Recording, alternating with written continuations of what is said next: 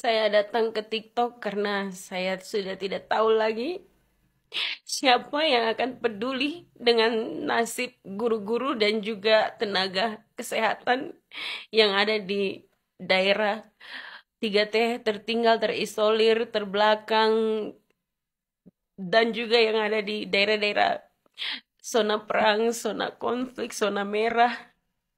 Saya tidak tahu siapa yang akan peduli dan sayang sama kami punya guru-guru yang ada di sana yang berjuang dengan susah payah, yang hidup dengan akses yang begitu minim, dan mereka harus juga nyawanya itu tidak berharga sama sekali, bahkan dihabisi dengan begitu kejam.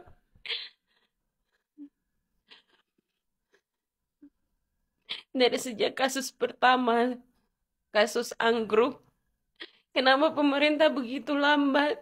Kenapa sinode-sinode begitu malas tahu dengan domba-domba yang ada di balik-balik gunung, yang ada di hutan belantara?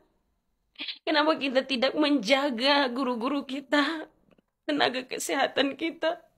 Kenapa kita biarkan mereka berjuang sendirian? Kenapa kita tidak ada safety net, tidak ada perlindungan terhadap guru-guru dan juga tenaga kesehatan di wilayah-wilayah terisolir? Kenapa kita biarkan mereka sendiri? Untuk apa semua anggaran-anggaran otsus dan segala macam anggaran yang pemerintah kalian berjuang itu untuk siapa? Untuk siapa? Apakah benar itu untuk generasi muda Papua ini? Sedangkan gurunya dibunuh, gurunya dihabisi.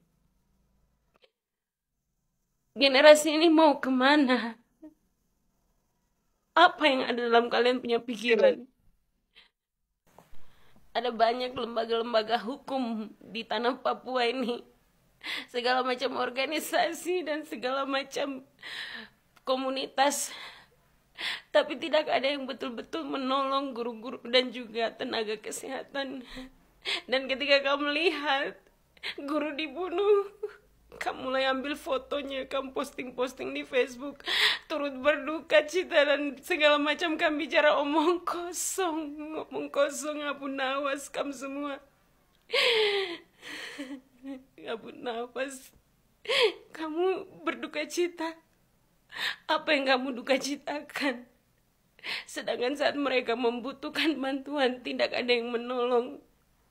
Sedangkan kita tidak pikir bagaimana mereka berjuang di hutan, di tempat-tempat yang tidak ada akses. Lalu kamu menangis apa? Omong kosong, Abu Nawas. Kamu stop. Kalau tidak ada tindakan, kalau tidak sama-sama kita berjuang supaya guru-guru ini bisa dilindungi, tenaga kesehatan dilindungi, pendidikan tetap jalan, semua yang kita lakukan itu sia-sia, percuma, omong kosong. Kamu semua pemimpin-pemimpin sinode yang biarkan masyarakat sendiri tidak melayani mereka, tidak ada penginjilan. Kamu sibuk dengan bangun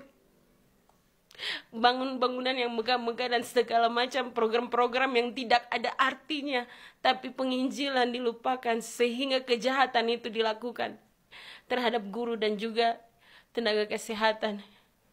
Apa sebenarnya yang kita mau perjuangkan di atas tanah ini? Apa yang kita sedang perjuangkan? Kemana arah perjuangan ini? Saya benar-benar sudah tidak tahu lagi, dan benar-benar sangat marah.